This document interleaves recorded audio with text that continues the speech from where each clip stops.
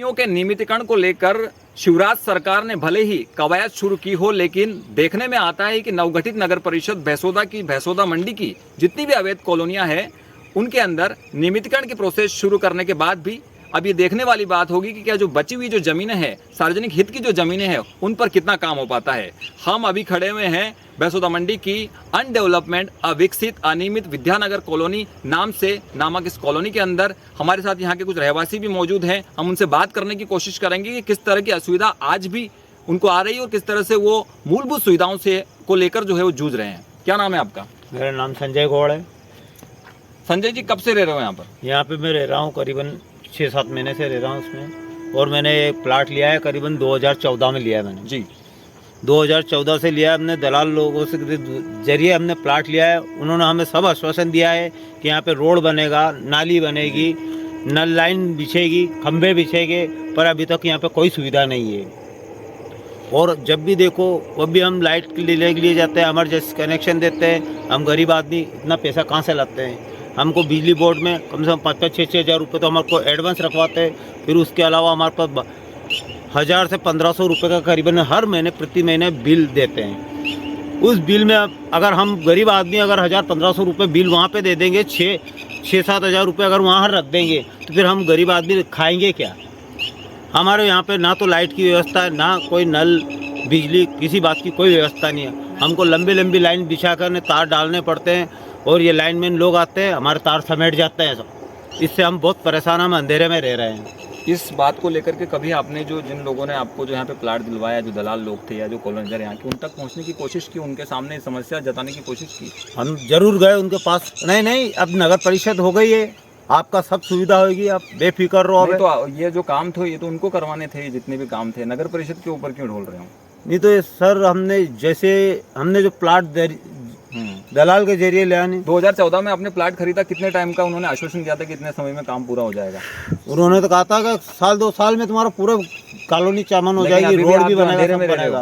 अंधेरे उसके बाद अंधेरे में रह रहे हैं साहब। और उसके अलावा अभी तक हमारे को कोई सुविधा नहीं है। आप लोग आए हो, हम आपसे यही इंतजार करते हैं। हमारे साथ कुछ गृहणियां भी यहाँ पर मौजूद हैं। गृहणियों से जानने की कोशिश करेंगे कि वो दिन भर जो है घर में रहती है और किस तरह की असुविधाओं से जो है वो फेस करती है। क्या नाम है आपका? मेरा नाम अरुणा गौड़ है। मैं 6-7 महीने से यहाँ पे रह रही हूँ और बहुत परेशानी का सामना करना पड़ता है। पानी की व्यवस्था नहीं है, लाइट की व्यवस्था नहीं है, रोड की व्यवस्था नहीं है, किसी भी चीज़ की व्यवस्था नहीं है। यहाँ पे बहुत परेशानी देखना पड़ रही है। अब कहीं भी जाते हैं तो कोई सुनवाई नहीं होती है। शायद मुझे ऐसा लगता है कि ये पीछे वाला जो मकान है ये हमारे साथ है, इनका ही है। आपको कब ये मकान लिया, कब ये प्लाट लिया और आप मकान बना रहे हो? अभी मकान का निर्माण कार्य भी आपका चल रहा है। अरे 2018 में लिया था मैंने जी। उन्होंने बोला कि मतलब रोड की भी सुविधा रहेगी, लाइट की भी सुविधा रहेगी, नल की भी रहेगी। अब सुविधा तो है ही नहीं कुछ। अगर अपन लाइट लेते हैं तो पैसे से लेते हैं। अब हमें लाइट की सुविधा चाहिए, पानी की सुविधा, ये कोई करेंगे। कुल मिलाकर के जो मूलभूत सुविधाएं हैं, वो सड़क, पानी, बिजली, जो कॉलोनाइजर को करने थे इन अवैध कॉलोनियों के अंदर, जिनका नियमितीकरण भी आज तक पूरा नहीं हो पाया है, वो अब नगर परिषद करेगी। यानी कि अवैध कॉलोनियों के कॉलोनाइजर को जो कार्य करने थे, उस पर अब शासकीय पैसे का उपयोग करके चुनावी माफी इन कॉलोनाइजर को दी जाएगी। लेकिन अब ये देखने वाली बात होगी कि इन्हीं कॉलोनियों के अंदर छूटी हुई जो भूमियां हैं, वो पार्क हो, स्लम एरिया हो, जो आज काफ़ी सारी जगह जो है विलुप्त हो चुका है और जो खाली पड़ा हुआ है, उस पर भी कॉलोनी काटने की तैयारियां हो चुकी है। अब ये सवाल उठता है कि क्या नगर परिषद और जिम्मेदार इन खाली पड़ी भूमियों को भी बचाने में सार्थक साबित होंगे या नहीं? भैंसोदा मंडी से एसके मीडिया के लिए कपिल चौहान। इन अवैध कॉलोनियों के नियमन की कार्रवाई को आप किस तरह से देखते हैं? मुख्यमंत्री द्वारा अवैध कॉलोनी को चिन्हित करने का आदेश जरूर दिए गए हैं, पर जो नगर परिषद को जनता के लिए काम करना चाहिए था, वो जनता की जगह कॉलोनाइजर के लिए काम कर रहे हैं।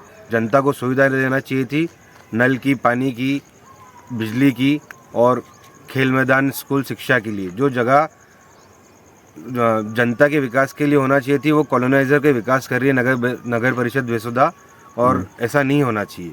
जैसे आप देख सकते हैं, ये विद्यानगर है, लाल पिच ग्राउंड है, जो खेल मैदान है, जो कागजी कार्रवाई में एक स्लम एरिया है। जहाँ गरीबों को जमीन देने की बात है, वो छोड़िए, वहाँ पे कॉलोनी कट रही है और जहाँ जहाँ रोड होना चाहिए वहाँ रोड नहीं है। और कॉलोनाइजर की कॉलोनी के लिए नगर परिषद खुद अपना पैसा लगा के रोड लाइट बिजली करने वाली, मतलब ये सीधा डायरेक्ट फायदा 60 घाट से कॉलोनाइजर को पहुंचाने का है। नियमन की कार्रवाई को जैसे जिस तरह से जो नियमन की कार्रवाई तो की जा रही है यहाँ पर इस बेसुदा मंडी की जो कॉलोनियाँ हैं जो रिकॉर्ड में दर्ज नहीं, उनको रिकॉर्ड में दर्ज भी किया जाएगा।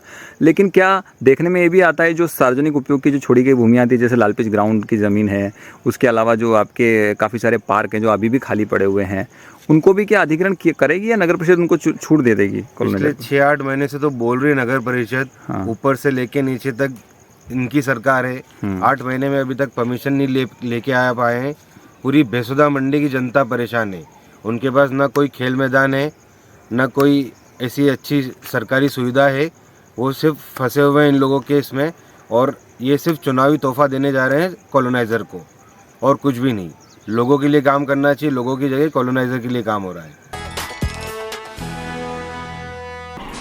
मानव सेवा के लिए समर्पित नून हॉस्पिटल की स्थापना को 15 वर्ष पूरे होने पर निःशुल्क परामर्श व चिकित्सा शिविर का आयोजन हुआ।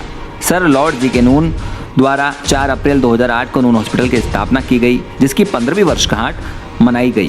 नून हॉस्पिटल के स्थापना दिवस के अवसर पर हॉस्पिटल में निःशुल्क परामर्श व चिकित्सा शिविर में आने वाले मरीजों की जांचों में 15% की रियायत, मोतियाबिंद ऑपरेशन के लिए चयनित मरीजों का निःशुल्क ऑपरेशन, महिलाओं के लिए हीमोग्लोबिन की निःशुल्क जांच हुई। इस अवसर पर शिविर में वरिष्ठ नेत्र रोग चिकित्सक डॉक्टर गौरी रूपम श्रीवास्तव ने 103 नेत्र रोगियों की जाँच व परामर्श किया। निःशुल्क मोतियाबिंद ऑपरेशन के लिए 22 मरीजों का चयन हुआ, जिनका आने वाले दिनों में निःशुल्क मोतियाबिंद ऑपरेशन होगा। शिविर में 42 महिलाओं के हीमोग्लोबिन की निःशुल्क जांच की गई। भवानी मंडी से एसके मीडिया के लिए रिजवान शेख। झालावाड़ जिले के चोमेला सुहासरा रोड पर यात्रियों से भरा चौपहिया लोडिंग वाहन पलट गया, जिसमें सवार 1.5 दर्जन यात्री घायल हो गए। घायल हुए लोगों में पुरुष, महिलाएं सहित बच्चे भी शामिल हैं। घायलों के साथ आए व्यक्तियों ने बताया कि वे सब लोग मध्य प्रदेश के उज्जैन जिले की महिदपुर तहसील के ठीकरिया गांव से मानता उतारने के लिए गंगधार आए थे, लेकिन रास्ता भटक कर आगे निकल गए। तभी साकरिया फाटक से पहले वाहन अनियंत्रित होकर पलट गया, जिसमें ड्राइवर सहित लगभग 1.5 दर्जन व्यक्ति घायल हुए हैं। घायलों को सीएससी चोमेला में इलाज के लिए लाया गया। सूचना मिलने पर गंगधार पुलिस अस्पताल पहुंची, जहां घायलों का पर्चा बयान कर अनुसंधान शुरू कर दिया गया। गंगधार से एसके मीडिया के लिए सुनील निगम। ये सर ठीकरिया से गंगधार आए थे हम, कोई मानहान थी हमारे भोले महाराज की, तो करने के लिए आए थे।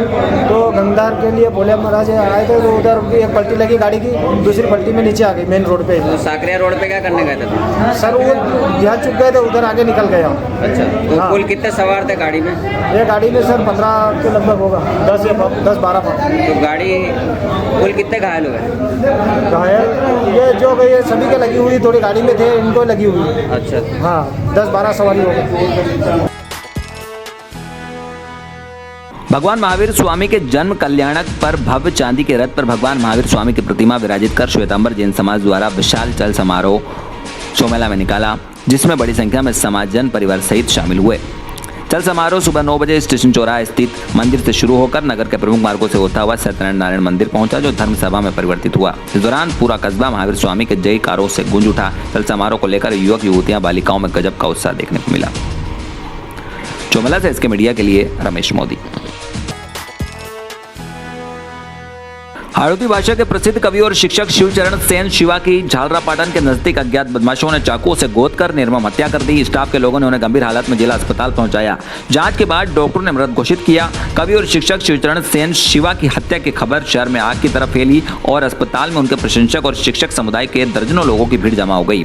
आनंद फानन में पुलिस की कई टीमें हत्यारों की तलाश में जुट गई है। एसपी ऋचा तोमर, अतिरिक्त पुलिस अधीक्षक चिरंजी लाल मीणा और देवेंद्र सिंह के साथ डीएसपी ब्रजमोहन मीणा और कई थाना अधिकारी घटनास्थल और जिला अस्पताल पहुंचे। मामले की जांच शुरू की, लेकिन फिलहाल सारे मामले में हत्या की कोई वजह का खुलासा नहीं हो पाया। झालावाड़ 12 लोकसभा क्षेत्र से कांग्रेस नेता प्रमोद शर्मा भी अपने समर्थकों के साथ अस्पताल पहुंचे और झालावाड़ जिले में लगातार बढ़ रहे अपराधों को लेकर पुलिस को आड़े हाथों लिया। इस दौरान उन्होंने कहा कि जिले में आए दिन चोरी, लूट, हत्या, डकैती जैसे अपराध बढ़ रहे, लेकिन पुलिस हाथ पर हाथ धरे बैठी है। उन्होंने हत्यारों की तुरंत गिरफ्तारी की मांग की है। झालावाड़ से एसके मीडिया के लिए फिरोज पठान। विदिशा जिले की नटरेन तहसील के गांव नागौर में पदस्थ एक शासकीय शिक्षक द्वारा भगवान श्री राम पर आपत्तिजनक और अभद्र टिप्पणी करने के बाद रघुवंशी समाज में भारी नाराजगी देखने को मिली। रघुवंशी समाज व रघुवंशी युवा शक्ति संगठन के सैकड़ों युवा नटरेन थाने पहुंचे और थाने का घेराव कर एफआईआर दर्ज करने की मांग की। समाज की संख्या बढ़ते देख पुलिस थाने में एफआईआर की गई। मर्यादा पुरुषोत्तम श्री राम पर शासकीय शिक्षक द्वारा अशोभनीय टिप्पणी के बाद से ही रघुवंशी समाज में भारी नाराजगी देखी जा रही है और पुलिस से मांग की गई कि जल्द से जल्द आरोपी को गिरफ्तार किया जाए। आरोपी शिक्षक गंगाराम दिवाकर है। नटरेंद्र से SK मीडिया के लिए सौरभ सक्सेना। रघुवंशी युवा शक्ति संगठन के तत्वाधान में आज ये बात जानकारी आई है कि गंगाराम शाक्य करके एक शिक्षक है, निपानिया ग्राम के निवासी हैं। उन्होंने अपनी फेसबुक ID पे डाला है कि भगवान राम मदिरा पीते थे और मांस खाते थे। ये भारत भगवान राम का देश है, हिंदू समाज का देश है। ये केवल रघुवंशी समाज की अस्मिता का प्रश्न नहीं है, समस्त हिंदू समाज की अस्मिता का प्रश्न है। भगवान राम जिन्होंने शबरी के जूठे बेर खाए और उस दलित समाज को ऊपर लेकर उत्थान किया। आप लोग उसी ऐसे व्यक्ति के खिलाफ क्या चाहते हैं? हम ये चाहते हैं कि उसने जो ये घृणित अपराध किया है उस पर कठोर कार्रवाई की जाए।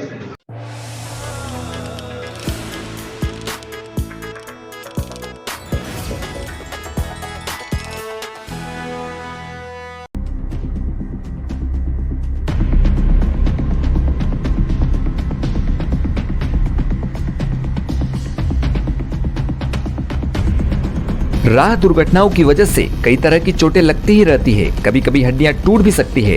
अगर हड्डी टूटी हो तो इस तरह से शनाख्त कर सकते हैं। अगर चोट की वजह से दर्द बहुत ज्यादा हो रहा हो या उसे हिलाने से दर्द बढ़ती हो तो फ्रैक्चर निर्धारण किया जा सकता है। अगर घाव के पास सूजन हो, चमड़ा लाल हो या शरीर के आकार में बदलाव स्पष्ट दिखे तो फ्रैक्चर निर्धारण किया जा सकता है। चोट आयंग को हिलने से रोकने के लिए सीधी लकड़ी से बांधकर घायल व्यक्ति को डॉक्टर के पास ले जाएं। एक सख्त लकड़ी को घाव के दोनों तरफ के जोड़ों से चिपकाए रखें। वो लकड़ी ना हिले, उसे चोट के चारों ओर कपड़े से बांधिए। चोट आयंग से लकड़ी अच्छी तरह से सटा रहे, ऐसे बांधिए। राह दुर्घटनाग्रस्तों को सहायता करने से न कतराएं। तहे दिल से सहायता करने वालों को कानूनी संरक्षण दिया जाता है। मानवीय सहायक कानून के तहत सहायकों को कोई भी जवाबदारी करने की जरूरत नहीं, वे तुरंत जा सकते हैं। सिविल या क्रिमिनल कानून के तहत कोई भी सहायक को दोषी नहीं माना जाता। सहायकों का नाम या अन्य विवरणों का खुलासा करने के लिए उनसे कोई जबरदस्ती नहीं कर सकता। मेडिकल लीगल केसेस में भी उनके विवरणों का खुलासा करने के लिए जबरदस्ती नहीं की जा सकती। हॉस्पिटल के कर्मचारी सहायकों को रोकने के लिए या पैसे भरने के लिए जोर जबरदस्ती नहीं कर सकते। मध्य प्रदेश शासन की मुख्यमंत्री लाडली बहना योजना अंतर्गत पात्रता मध्य प्रदेश की स्थानीय निवासी हो, विवाहित हो, जिसमें विधवा, तलाकशुदा एवं परित्यक्ता महिला भी सम्मिलित होगी। आवेदन के कैलेंडर वर्ष में 1 जनवरी की स्थिति में 23 वर्ष पूर्ण कर चुकी हो तथा 60 वर्ष की आयु से कम हो। योजना अंतर्गत अपात्रता योजना के अंतर्गत ऐसी महिलाएं अपात्र होगी जिनके परिवार की सम्मिलित रूप से स्वघोषित वार्षिक आय 2.5 लाख से अधिक हो, जिनके परिवार का कोई सदस्य आयकर दाता हो, जिनके परिवार का कोई भी सदस्य भारत सरकार अथवा राज्य सरकार के शासकीय विभाग, उपक्रम, मंडल, स्थानीय निकायों में नियमित स्थायी कर्मी, संविदा कर्मी के रूप में नियोजित हो अथवा सेवानिवृत्त उपरांत पेंशन प्राप्त करता हो, जो स्वयं भारत सरकार, राज्य सरकार की किसी भी योजना अंतर्गत प्रतिमाह राशि ₹1000 या उससे अधिक की राशि प्राप्त कर रही हो, जिसके परिवार का कोई सदस्य वर्तमान अथवा भूतपूर्व सांसद विधायक हो, जिनके परिवार का कोई सदस्य भारत सरकार अथवा राज्य सरकार के द्वारा चयनित मनोनीत बोर्ड, निगम, मंडल, उपक्रम के अध्यक्ष, संचालक सदस्य हो, जिनके परिवार का कोई सदस्य स्थानीय निकायों में निर्वाचित जनप्रतिनिधि, पंच एवं उपसरपंच को छोड़कर हो, जिनके परिवार के सदस्यों के पास संयुक्त रूप से कुल 5 एकड़ से अधिक कृषि भूमि हो, जिनके परिवार के सदस्यों के नाम से पंजीकृत 4 पहिया वाहन ट्रैक्टर सहित हो, यह सभी महिलाएं योजना के अंतर्गत अपात्रता की श्रेणी में आएगी। पोर्टल पर आवेदन दर्ज किए जाने हेतु अनिवार्यता: समग्र परिवार एवं सदस्य आईडी, समग्र सदस्य आईडी का ई-KYC सत्यापन, समग्र आईडी में आयु कैलेंडर वर्ष में 1 जनवरी की स्थिति में 23 वर्ष पूर्ण कर चुकी हो तथा 60 वर्ष की आयु से कम हो, समग्र आईडी में लिंग महिला हो, समग्र आईडी में महिला की वैवाहिक स्थिति विवाहित, विधवा, तलाकशुदा एवं परित्यक्ता हो। अंतिम सूची के बाद भुगतान किए जाने हेतु अनिवार्यता: महिला का व्यक्तिगत बैंक खाता होना चाहिए, महिला के बैंक खाते में आधार जुड़ा लिंक होना चाहिए, महिला के बैंक खाते में DBT सक्रिय हो। यही सभी होने पर अंतिम सूची पश्चात भुगतान किए जाने हेतु अनिवार्यता होगी। और अब आइए प्रक्रिया को समझ लेते हैं 6 चरणों में। पहले चरण में ऑफलाइन फॉर्म आवेदका की समस्त जानकारी प्रिंटेड फॉर्म में दर्ज किया जाना चाहिए। दूसरे क्रम में प्रिंटेड फॉर्म अनुसार पोर्टल में समग्र आईडी के आधार पर जानकारी दर्ज करवाना। अंतिम सूची में प्रथम अंतिम सूची जारी की जाना, आपत्ति प्रबंधन में ऑनलाइन एवं अन्य माध्यम से दर्ज आपत्तियों का समिति द्वारा निरीक्षण व निराकरण। 5वें चरण में अंतिम सूची में आपत्तियों के निराकरण के बाद अंतिम सूची जारी किया जाना व स्वीकृति पत्र जारी किया जाना और अंतिम व 6वें क्रम में मासिक भुगतान में समस्त पंजीकृत हितग्राहियों को प्रतिमाह राशि का भुगतान किया जाना। मुख्यमंत्री लाडली बहना योजना की समस्त जागरूकता हेतु प्रसारित की गई जानकारी को देखने व सुनने के लिए धन्यवाद। नगर परिषद भैंसोदा द्वारा जनहित में जारी।